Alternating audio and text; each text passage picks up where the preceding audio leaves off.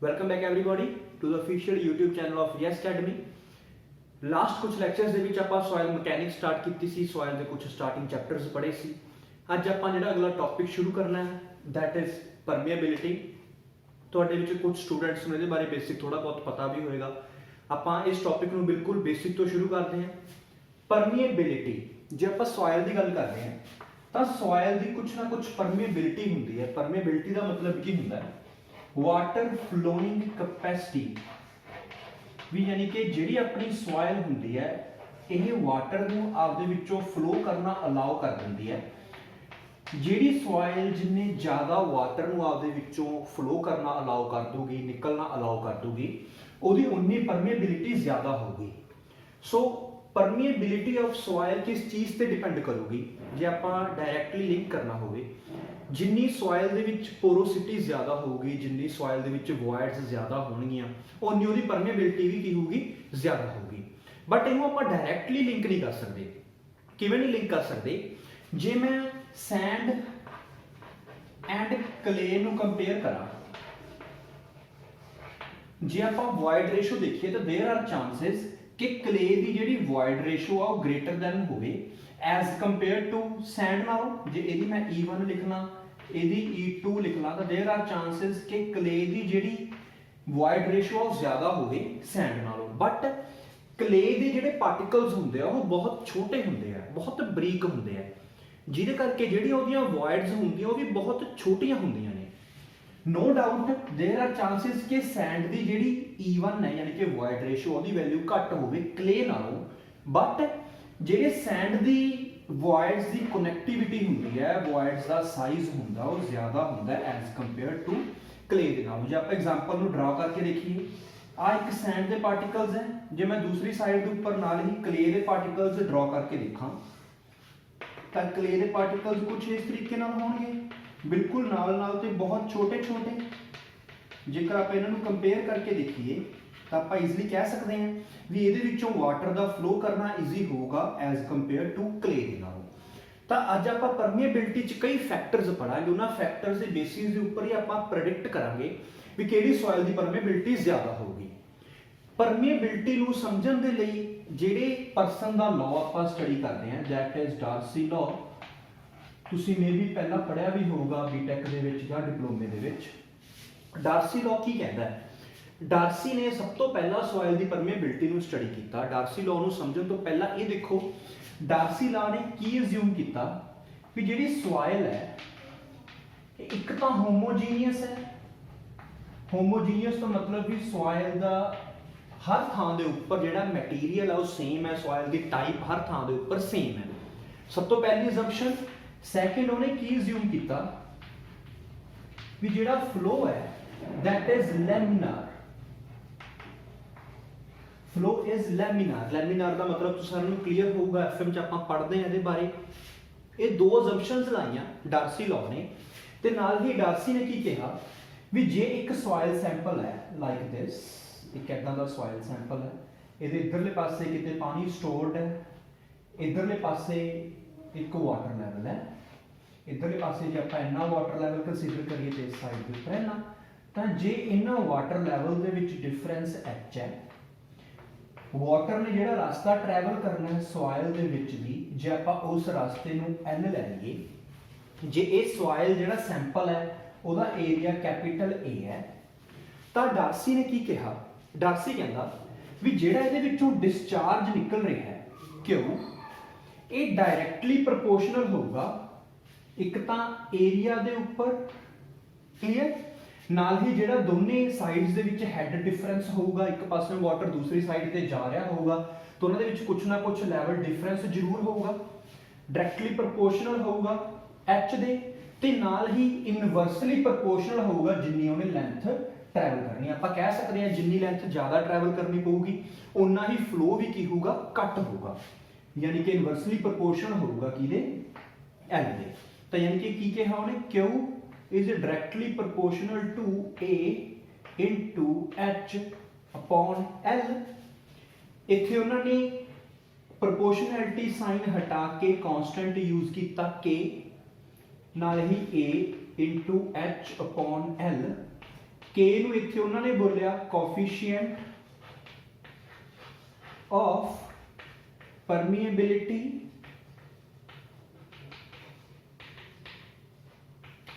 ਤੇ ਨਾਲ ਹੀ H upon L ਨੂੰ ਉਹਨਾਂ ਨੇ ਡਿਨੋਟ ਕੀਤਾ I ਨਾਲ, which is hydraulic gradient. Hydraulic gradient ਕੀ ਹੈ? ਸਿੰਪਲੀ ਰੇਸ਼ੋ ਹੈ ਹੈਡ ਲਾਸ ਦੀ ਕਿਹਦੇ ਨਾਲ? ਲੈਂਥ ਦੇ ਨਾਲ। ਹੈਡ ਕੀ ਹੈ? ਜਿਹੜਾ ਵਾਟਰ ਲੈਵਲ ਦੇ ਵਿੱਚ ਡਿਫਰੈਂਸ ਹੈ ਅਪਸਟ੍ਰੀਮ ਐਂਡ ਦੇ ਉੱਪਰ ਤੇ ਡਾਊਨਸਟ੍ਰੀਮ ਐਂਡ ਦੇ ਉੱਪਰ। ਐਲ ਕੀ ਹੈ? ਜਿੰਨੀ ਲੈਂਥ ਵਾਟਰ ਟਰੈਵਲ ਕਰਕੇ ਪਹੁੰਚ ਰਿਹਾ ਹੈ ਕਿਹਦੇ ਵਿੱਚ? ਸੋਇਲ ਦੇ ਵਿੱਚ। ਤਾਂ ਇਹਨੂੰ ਉਹਨਾਂ ਨੇ ਕੀ ਬੋਲਿਆ? ਆਈ, ਹਾਈਡ੍ਰੋਲਿਕ ਗ੍ਰੇਡੀਐਂਟ। ਯਾਨੀ ਕਿ ਡਿਸਚਾਰਜ ਦਾ ਫਾਈਨਲ ਰਿਲੇਸ਼ਨ ਉਹਨਾਂ ਨੇ ਆਪਾਂ ਨੂੰ ਕੀ ਦਿੱਤਾ? ਕੇ ਆਈ ਏ, KIA। ਕਲੀਅਰ? ਜੇ ਆਪਾਂ ਇਸੇ ਡਿਸਚਾਰਜ ਦੇ ਰਿਲੇਸ਼ਨ ਨੂੰ ਥੋੜਾ ਜਿਹਾ ਮੋਡੀਫਾਈ ਕਰੀਏ, like Q is equal to KIA, ਜੇ ਮੈਂ ਇਸ ਏਰੀਆ ਨੂੰ ਇੱਧਰ ਲੈ ਜਾ ਤਾਂ discharge upon area is equal to K into I। Discharge upon area ਕੀ ਹੁੰਦਾ ਹੈ? ਵੈਲੋਸਿਟੀ, ਯਾਨੀ ਕਿ V is equal to KI। if I is equal to 1, ਜੇ ਹਾਈਡ੍ਰੋਲਿਕ ਗ੍ਰੇਡੀਐਂਟ ਦੀ ਵੈਲਿਊ 1 ਹੋ ਜੇ ਤਾਂ V is equal to ਕੀ ਹੋ ਗਿਆ? K ਹੋ ਗਿਆ। ਯਾਨੀ ਕਿ ਕੋਫੀਸ਼ੀਐਂਟ ਆਫ ਪਰਮੀਏਬਿਲਿਟੀ ਨੂੰ ਆਪਾਂ ਕਿਵੇਂ ਡਿਫਾਈਨ ਕਰ ਸਕਦੇ ਹਾਂ? Coefficient of permeability is defined as velocity of flow ਜਾਂ velocity of water flowing through the soil when hydraulic gradient is equal to 1। coefficient of permeability ਕੀ ਹੈ? velocity of water flow है from the soil when the value of hydraulic gradient is equal to 1। hydraulic gradient अपना की सीगा? Ratio सी जिन्ना head available है ते नाल ही जिन्नी length soil ने ट्रैवल करनी है। क्लियर? यानी कि जे मैं इत्थे यूनिट्स लिखने होण के दे तां यूनिट्स की होणगे? मीटर पर सैकेंड जां मीटर पर डे ਜਾਂ सेंटीमीटर पर सेकंड। मोस्टली ਆਪਾਂ सेंटीमीटर पर सेकंड यूज करांगे ਜਾਂ मीटर पर डे ਨੂੰ यूज करांगे। क्लियर?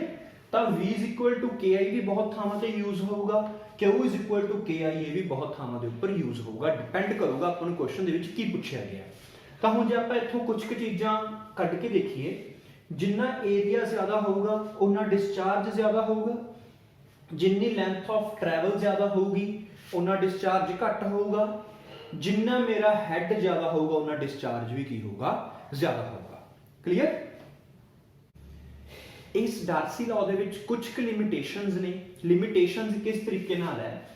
ਜੇ ਆਪਾਂ ਡਾਰਸੀ ਲਾਅ ਦੀਆਂ ਲਿਮਿਟੇਸ਼ਨਸ ਦੇਖੀਏ ਤਾਂ ਇਹ ਲਿਮਿਟੇਸ਼ਨਸ ਕਿੱਥੋਂ ਨਿਕਲ ਕੇ ਸਾਹਮਣੇ ਆਉਂਦੀਆਂ? ਲਿਮਿਟੇਸ਼ਨਸ ਦਾ ਸਭ ਤੋਂ ਪਹਿਲਾ ਜਿਹੜਾ ਰੀਜ਼ਨ ਆ ਉਹ ਕੀ ਸੀ? ਡਾਰਸੀ ਨੇ ਸਾਰੇ ਦਾ ਸਾਰਾ ਏਰੀਆ ਕੰਸੀਡਰ ਕੀਤਾ soil sample the, but actually ਇਹ ਸਾਰੇ ਦਾ ਸਾਰਾ ਏਰੀਆ ਫਲੋ ਦੇ ਵਿੱਚ ਹੈਲਪ ਨਹੀਂ ਕਰੂਗਾ। ਐਕਚੁਅਲ ਚ ਵਾਟਰ ਇਸ ਏਰੀਏ ਦੀਆਂ ਵੋਇਡਸ ਦੇ ਵਿੱਚੋਂ ਫਲੋ ਕਰੂਗਾ, ਯਾਨੀ ਕਿ ਸਾਰਾ ਏਰੀਆ ਡਿਸਚਾਰਜ ਦੇ ਵਿੱਚ ਕੋਈ ਯੋਗਦਾਨ ਨਹੀਂ ਦੇਊਗਾ, ਡਿਸਚਾਰਜ ਚ ਕੋਈ ਹੈਲਪ ਨਹੀਂ ਕਰੂਗਾ। ਤਾਂ ਇਹਦੀ ਸਭ ਤੋਂ ਪਹਿਲੀ ਲਿਮਿਟੇਸ਼ਨ ਕੀ ਆਈ? ਇਹਨਾਂ ਨੇ ਸਾਰੇ ਦਾ ਸਾਰਾ ਏਰੀਆ ਕੰਸੀਡਰ ਕੀਤਾ ਟੋਟਲ, ਬਟ ਐਕਚੁਅਲ ਏਰੀਆ ਕਿਹੜਾ ਸੀਗਾ? ਜਿਹੜਾ ਏਰੀਆ ਕਿਹਦਾ? ਵੋਇਡਸ ਹੈ, ਕਿਉਂਕਿ ਐਕਚੁਅਲ ਦੇ ਵਿੱਚ ਤਾਂ ਵਾਟਰ ਸਿਰਫ ਵੋਇਡਸ ਦੇ ਵਿੱਚੋਂ ਫਲੋ ਕਰ ਰਿਹਾ ਹੈ। ਯਾਨੀ ਕਿ ਡਿਸਚਾਰਜ ਕੱਢਣ ਦੇ ਲਈ ਜਿਹੜਾ ਵੀ ਆਪਾਂ ਏਰੀਆ ਯੂਜ਼ ਕਰਾਂਗੇ ਉਹ ਏਰੀਆ ਸਿਰਫ ਵੋਇਡਸ ਦਾ ਹੋਣਾ ਚਾਹੀਦਾ ਹੈ। ਤਾਂ ਇਸ ਲਈ ਜਦੋਂ ਆਪਾਂ ਇਹ ਡਿਸਚਾਰਜ ਪ੍ਰੈਕਟੀਕਲੀ ਮੈਜ਼ਰ ਕਰਾਂਗੇ ਤਾਂ ਪ੍ਰੈਕਟੀਕਲੀ ਜਿਹੜਾ ਵੀ ਆਪਾਂ ਡਿਸਚਾਰਜ ਮੈਜ਼ਰ ਕਰਾਂਗੇ ਉਹ ਬਰਾਬਰ ਹੋਣਾ ਚਾਹੀਦਾ ਹੈ, ਚਾਹੇ ਤਾਂ ਆਪਾਂ ਡਾਰਸੀ ਲਾਅ ਦੇ ਰਿਜ਼ਲਟ ਨਾਲ ਵੈਲਿਊ ਕੱਢੀ ਹੈ, ਚਾਹੇ ਆਪਣੇ ਐਕਚੁਅਲ ਡਿਸਚਾਰਜ ਵਾਲੀ ਵੈਲਿਊ ਕੱਢੀ, ਕਿਉਂਕਿ ਡਿਸਚਾਰਜ ਆਪਾਂ ਪ੍ਰੈਕਟੀਕਲੀ ਮੈਜ਼ਰ ਕੀਤਾ ਹੈ। ਜੇ ਹੁਣ ਆਪਾਂ ਵੈਲਿਊਜ਼ ਪੁੱਟ ਕਰਕੇ ਦੇਖੀਏ, KIA is equal to KIA, ਇਹਦੇ ਵਿੱਚ ਇੱਕ ਵਾਰੀ ਆਪਾਂ ਏਰੀਆ ਐਕਚੁਅਲ ਪੁੱਟ ਕਰ ਰਹੇ ਹਾਂ, ਇੱਕ ਵਾਰੀ ਆਪਾਂ ਏਰੀਆ ਟੋਟਲ ਪੁੱਟ ਕਰ ਰਹੇ ਹਾਂ ਜਿਵੇਂ ਡਾਰਸੀ ਨੇ ਅਸਿਊਮ ਕੀਤਾ ਸੀਗਾ। ਕਲੀਅਰ? ਜੇ ਮੈਂ K into I ਨੂੰ ਵੈਲੋਸਿਟੀ ਪੁੱਟ ਕਰਦਾ ਤਾਂ ਯਾਨੀ ਕਿ V into A actual is equal to V into A total. But ਜਿਹੜੀਆਂ ਇਹ ਦੋਨੇ ਵੈਲੋਸਿਟੀਜ਼ ਹੈ ਇਹ ਵੀ ਡਿਫਰੈਂਟ ਹੋਣਗੀਆਂ। ਜੇ ਏਰੀਆ ਡਿਫਰੈਂਟ ਹੈ ਤਾਂ ਵੈਲੋਸਿਟੀਜ਼ ਵੀ ਡਿਫਰੈਂਟ ਹੋਣਗੀਆਂ। ਤਾਂ ਹੁਣ ਇਹਦੇ ਵਿੱਚੋਂ ਜਿਹੜੀ ਆਪਾਂ ਨੂੰ ਵੈਲੋਸਿਟੀ ਇੱਥੇ ਡਾਰਸੀ ਨੇ ਦਿੱਤੀ ਸੀ, ਇਹ ਵੈਲੋਸਿਟੀ ਐਕਚੁਅਲ ਜਿਹਦਾ ਵਾਟਰ ਫਲੋ ਨਹੀਂ ਕਰ ਰਿਹਾ ਇਸ ਵੈਲੋਸਿਟੀ ਦੇ ਨਾਲ। ਕਿਉਂ ਨਹੀਂ ਫਲੋ ਕਰ ਰਿਹਾ? ਕਿਉਂਕਿ ਇਹ ਤਾਂ ਇੱਕ ਹਾਈਪੋਥੈਟਿਕਲ ਵੈਲੋਸਿਟੀ ਹੈ ਜਿਹੜੀ ਅਸਿਊਮ ਕੀਤੀ ਹੈ ਡਾਰਸੀ ਨੇ। ਐਕਚੁਅਲ ਵਾਟਰ ਦੀ ਵੈਲੋਸਿਟੀ ਕਿੰਨੀ ਹੋਊਗੀ? ਜਿਹੜੀ ਵੈਲੋਸਿਟੀ ਦੇ ਨਾਲ ਵਾਟਰ ਸੋਇਲ ਦੀਆਂ ਵॉइड्स ਦੇ ਵਿੱਚੋਂ ਫਲੋ ਕਰ ਰਿਹਾ। ਐਕਚੁਅਲ ਚ ਆਪਾਂ ਉਹੀ ਵੈਲੋਸਿਟੀ ਕੰਸੀਡਰ ਕਰਨੀ ਸੀ, ਯਾਨੀ ਕਿ ਜਿਹੜੀ ਤਾਂ ਐਕਚੁਅਲ ਏਰੀਆ ਲਿਆ ਉਹਦੇ ਵੇਲੇ ਵੈਲੋਸਿਟੀ ਐਕਚੁਅਲ ਵੈਲੋਸਿਟੀ ਹੋਊਗੀ। ਇਹਨੂੰ ਆਪਾਂ VA ਲਿਖ ਲੈਂਦੇ ਆ ਐਕਚੁਅਲ ਵੈਲੋਸਿਟੀ। ਜਿਹੜੀ ਡਾਰਸੀ ਨੇ ਵੈਲੋਸਿਟੀ ਅਸਿਊਮ ਕੀਤੀ ਹੈ ਇਹਨੂੰ ਆਪਾਂ VS ਲਿਖ ਲੈਂਦੇ ਆ। ਇੱਥੇ VS ਦਾ ਕੀ ਮਤਲਬ ਹੈ? ਸੁਪਰਫਿਸ਼ੀਅਲ ਵੈਲੋਸਿਟੀ। ਸੁਪਰਫਿਸ਼ੀਅਲ ਵੈਲੋਸਿਟੀ ਦਾ ਕੀ ਮਤਲਬ ਹੈ? ਉਹ ਵੈਲੋਸਿਟੀ ਜਿਹੜੀ ਐਕਚੁਅਲ ਚ ਐਗਜ਼ਿਸਟ ਨਹੀਂ ਕਰਦੀ। ਜਿਹੜੀ ਇਹ VS ਵੈਲੋਸਿਟੀ ਹੈ ਇਹ ਐਕਚੁਅਲ ਚ ਐਗਜ਼ਿਸਟ ਨਹੀਂ ਕਰ ਰਹੀ। ਇਹ ਵੈਲੋਸਿਟੀ ਸਿਰਫ ਡਾਰਸੀ ਨੇ ਅਸਿਊਮ ਕੀਤੀ ਸੀ ਆਪਣੇ ਲਾਅ ਨੂੰ ਪ੍ਰੂਵ ਕਰਨ ਦੇ ਲਈ। ਤਾਂ ਯਾਨੀ ਕਿ VA ਜੇ ਮੈਂ ਐਕਚੁਅਲ ਵੈਲੋਸਿਟੀ ਕੱਢਣੀ ਹੋਵੇ ਉਹ ਕਾਦੇ ਬਰਾਬਰ ਆ ਰਹੀ ਹੈ? VS into A total over A actual। A total over A actual मैं ऊपर नीचे लेंथ नाल मल्टीप्लाई कर देना है, कोई फर्क नहीं पैना। तो यानी कि VA कादे बराबर आ गई? VS into A total की A total into लेंथ की हो गया? Area into length volume, total volume. Actual area into length हुण वॉल्यूम जे आपां वॉइड्स दे एरिया नूं लेंथ नाल गुणा करांगे तो वॉल्यूम भी कादा बनूगा? वॉइड्स दा ही बनूगा। क्लियर? तो यानी कि VA is equal to VS, ये की बन गया? 1/n। पोरोसिटी का इनवर्स है ये। तो यानी कि VS/n। VA is equal to VS/n, यानी कि एक्चुअली वाटर ਜਿਹੜੀ ਵੈਲੋਸਿਟੀ ਨਾਲ ਫਲੋ ਕਰ ਰਿਹਾ ਹੋਊਗਾ ਉਹ ਡਾਰਸੀ ਲਾ ਵਾਲੀ ਵੈਲੋਸਿਟੀ ਨੂੰ n ਤੇ ਡਿਵਾਈਡ ਕਰਕੇ ਮਿਲੂਗੀ। n ਦੀ ਵੈਲਿਊ ਹਮੇਸ਼ਾ 1 ਤੋਂ ਲੈਸ ਹੁੰਦੀ ਹੈ, 1 ਤੋਂ ਛੋਟੀ ਹੁੰਦੀ ਹੈ, ਤਾਂ ਕਰਕੇ एक्चुअल वेलोसिटी हमेशा वेलोसिटी ऑफ सुपरफिशियल वेलोसिटी तो या वेलोसिटी अज्यूम्ड बाय डार्सी तो की होगी? ग्रेटर होगी। यानी कि एक अपना जो पॉइंट की निकल के सामने आया, जेडी मेरे कोले एक्चुअल वेलोसिटी है वो हमेशा ग्रेटर होगी किदे तो? VS तो, जेडी कि डार्सी लॉ ने वेलोसिटी अज्यूम की है। क्यों? Because n always less than 1, क्योंकि n हमेशा एक तो छोटी होंगी है, तां करके VA हमेशा वड्डी होगी VS तो। दोबारा तो रिपीट कर रहे हैं, डार्सी ने टोटल एरिया अज्यूम कर लिया but actual they which water total area चो फ्लो ही नहीं करता। जिहड़ा एक्चुअल एरिया वो एरिया ऑफ वॉइड्स होगा। डिस्चार्ज आपां प्रैक्टिकली मैजर करते हैं तां करके डिस्चार्ज दोनों पासे सेम होना चाहिए। यानी कि चाहे तो आप डार्सी लॉ नाल कैलकुलेट करिए डिस्चार्ज, चाहे आप एक्चुअली मैजर करके कैलकुलेट करिए, दोनों बराबर होने चाहिए ने। तो उत्थों अपने को रिजल्ट की बनया? VA actual velocity is equal to VS over n, यानी कि n नाल डिवाइड करके पोरोसिटी नाल डिवाइड करके आपां नूं एक्चुअल वेलोसिटी मिलूगी। दैट्स व्हाई एक्चुअल वेलोसिटी हमेशा वड्डी होगी सुपरफिशियल वेलोसिटी दे नालों। क्लियर? नाउ परमेबिलिटी दे बेसिक्स पढ़न तो बाद आपां ये देखना है भी सॉइल सैंपल्स दी, डिफरेंट सॉइल्स दी परमेबिलिटी आपां कैलकुलेट किवें करदे हैं। एक्चुअल दे विच आपां दो टेस्ट यूज करते हैं, जिहदे विचों पहला टेस्ट हुंदा है constant head permeability test. Constant head permeability test का की मतलब है? जिवें नाम तो ही क्लीयर है, इहदे विच आपां हेड नूं कांस्टेंट रखते हैं। किस तरीके की असैंबली फॉर्म करते हैं? असैंबली कुछ इस तरीके नाल एक सॉइल का मास लैंदे हैं। एनी सॉइल मास जिहदा एरिया A हुंदा है,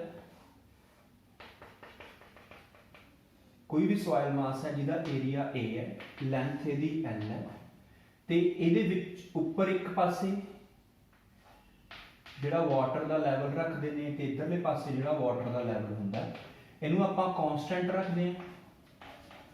जिहड़ा वाटर लैवल हुंदा है इहनूं कांस्टेंट रखना हुंदा। सिमिलरली जिहड़ा नीचे वाला लैवल हुंदा है इहनूं भी आपां कांस्टेंट रखदे हां।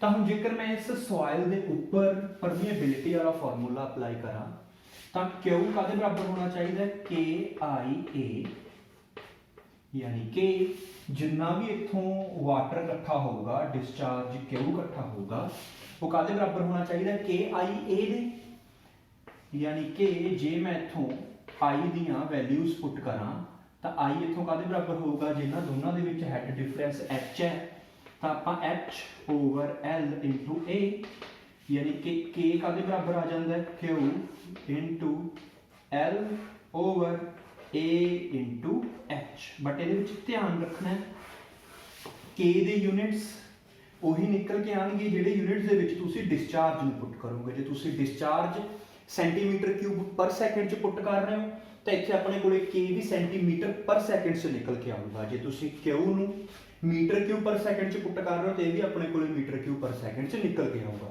एक गल का होर ध्यान रखना है कई बार इत्थे जिहड़ा डिस्चार्ज दिता हुंदा है ਇਹਦੇ यूनिट्स होर दिते होंगे जिवें लीटर पर सैकेंड हो गया समथिंग लाइक दैट, तो उन्होंने आप पहला कन्वर्ट करांगे। क्लीयर, मूव करते हैं अपने नैक्सट टैसट के उपर, that is falling had permeability test. जिवें नाम तो ही क्लीयर हो रहा है भी आपां फॉलिंग हैड टैसट दे विच की करांगे, हैड दा फॉल अलाउ करांगे, हैड नूं घटावांगे। क्लीयर, तो फॉलिंग हैड टैसट है जिहड़ा कांस्टेंट हैड परमेबिलिटी टैसट, इन्हां दे विच की फर्क है। कांस्टेंट हैड टैसट दे विच आपां हैड नूं कांस्टेंट रखिया सी, हैड नूं चेंज नहीं होण दित्ता, बट फॉलिंग हैड टैसट दे विच हैड चेंज करूगा। जिहड़ा अपना कांस्टेंट हैड टैसट है उन्हां सॉइल्स लई यूज हुंदा है जिन्हां सॉइल्स दी परमेबिलिटी बहुत ज़्यादा होगी, जिवें अपणियां सैंड्स हो गईयां, ग्रैवल हो गया एक्सैट्रा। फॉलिंग हैड टैसट किहनां लई यूज होगा जिन्हां दी जिहड़ी परमेबिलिटी है बहुत घट होगी, जां आपां की कह सकते हैं जिवें फाइन ग्रेन्ड सॉइल हो गईयां, उन्हां सॉइल्स दे लई आपां इहनूं यूज करांगे। किहड़े टैसट नूं? फॉलिंग हैड परमेबिलिटी टैसट नूं। कांस्टेंट हैड परमेबिलिटी टैसट किहनां लई यूज होगा जिहड़ियां अपने कोर्स ग्रेन्ड सॉइल्स होणगीयां जिवें सैंड हो गया, ग्रैवल हो गया एक्सैट्रा। हुण जे आपां फॉलिंग हैड टैसट दी असैंबली देखीए तो किस तरीके नाल बनी हुंदी है। एक सॉइल मास है जिहदे उपर एक ट्यूब है, टैस्ट ट्यूब जिहनूं आपां बोल दिंदे आ कनैक्टेड पाइप बोल लो, जिहदा एरिया छोटा ए है, स्मॉल ए, जिहड़ी अपनी सॉइल है उहदा एरिया कैपिटल ए, जिहड़ी अपनी पाइप है इहदे एरिया घट होगा तो आपां इहनूं छोटी ए नाल डिनोट कीता है। इहदे विचों जिहड़ा डिस्चार्ज निकल के आ रहा है वो नीचे कैलकुलेट हो रहा है, वो नीचे आपां मैजर कर रहे हैं। तो हुण जे आपां टी टाइम दे लई इस टैसट नूं कंडक्ट कराइए तो उहदे विच की होगा जिवें आपां टैसट होण ते वाटर फ्लो करूगा तो एच दी वैल्यू घटूगी। तो लैट कर लैंदे भी H1 इनीशियल हैड सीगा, H2 अपना बाद वाला हैड है, तो एच की वैल्यू घट के H2 तक पहुंचूगी। क्लीयर, तो हम ਇਹਦਾ ਕਿਹੜਾ ਰਿਲੇਸ਼ਨ ਆਪਾਂ ਯੂਜ਼ ਕਰਦੇ ਹਾਂ K is equal to 2.303 A into L over capital A into T log H1 over H2। 2.303 ਤੁਹਾਨੂੰ ਪਤਾ ਹੈ क्योंकि ਇੱਥੇ ਆਪਾਂ ਨੈਚੁਰਲ ਲੌਗ ਹੁੰਦਾ ਉਹਨੂੰ ਇਸ ਲੌਗ ਚ ਕਨਵਰਟ ਕਰਨ ਦੇ ਲਈ ਆਪਾਂ 2.303 ਲਗਾਉਂਦੇ ਹੁੰਦੇ। ਛੋਟੀ ਏ ਏਰੀਆ ਆਫ ਟਿਊਬ, L ਹੈਗੀ ਆਪਣੀ ਲੈਂਥ, T ਆਪਣਾ ਟਾਈਮ ਜਿੰਨੇ ਟਾਈਮ ਦੇ ਲਈ ਆਪਾਂ ਫਲੋ ਕਰਵਾਇਆ, कैपिटल A अपना एरिया ऑफ सॉइल, H1 ਜਿਹੜਾ ਇਨੀਸ਼ੀਅਲੀ ਹੈਡ ਸੀਗਾ, H2 ਜਿਹੜਾ ਆਪਣਾ ਬਾਅਦ ਵਾਲਾ ਹੈਡ ਹੋਊਗਾ। ਲੈਂਥ ਦੇ ਤੇ ਟਾਈਮ ਦੇ ਜਿਹੜੇ ਤੁਸੀਂ ਯੂਨਿਟਸ ਪੁੱਟ ਕਰੋਗੇ ਉਹਨਾਂ ਦੇ ਬੇਸਿਸ ਦੇ ਉੱਪਰ ਹੀ ਆਪਣੇ ਕੋਲੇ K ਦੇ ਯੂਨਿਟਸ ਨਿਕਲ ਕੇ ਆਉਣਗੇ। ਫੋਲਿੰਗ ਹੈਡ ਟੈਸਟ ਕਿੰਨਾ ਸੋਇਲਸ ਲਈ ਯੂਜ਼ ਹੁੰਦਾ? ਆਪਣੀਆਂ ਜਿਹੜੀਆਂ ਲੋ ਪਰਮੀਏਬਲ ਸੋਇਲ ਹੁੰਦੀਆਂ ਜਿਨ੍ਹਾਂ ਦੀ K ਦੀ ਵੈਲਿਊ ਘੱਟ ਹੁੰਦੀ ਹੈ, ਯਾਨੀ ਕਿ ਫਾਈਨ ਗ੍ਰੇਨ ਸੋਇਲਸ ਦੇ ਲਈ। ਫਾਈਨ ਗ੍ਰੇਨ ਸੋਇਲਸ ਤੋਂ ਮੇਰਾ ਮਤਲਬ ਹੈ ਕਲੇ ਐਂਡ ਸਿਲਟ। ਜਿਹੜਾ ਆਪਣਾ ਕਾਂਸਟੈਂਟ ਹੈਡ ਪਰਮੀਏਬਿਲਿਟੀ ਟੈਸਟ ਹੁੰਦਾ वो यूज होंगे उन्होंने सॉइल्स के लिए जिन्हों की परमेबिलिटी बहुत ज़्यादा होगी। फॉर एग्जाम्पल जिमें सैंड होगी ਜਾਂ अपना ग्रैवल होगा। क्लीयर, तो ये सीगा अपना बेसिक परमेबिलिटी का ਆਪਾਂ बेसिक टैसट पढ़ेंगे। नैक्सट लैक्चर के आप फैक्टर्स पढ़ांगे परमेबिलिटी में किहड़े इफेक्ट करते हैं, किहड़ियां इक्वेशनस आप उन्हें लिए यूज करते हैं। इनू रिवाइज कर लो। आई होप तुसीं टैसट भी सारे ने सॉल्व कर लिया होगा। जे कोई डाउट्स आए ने तो डाउट्स तुसीं ग्रुप्स के भी दस सकते हो। Thank you very much.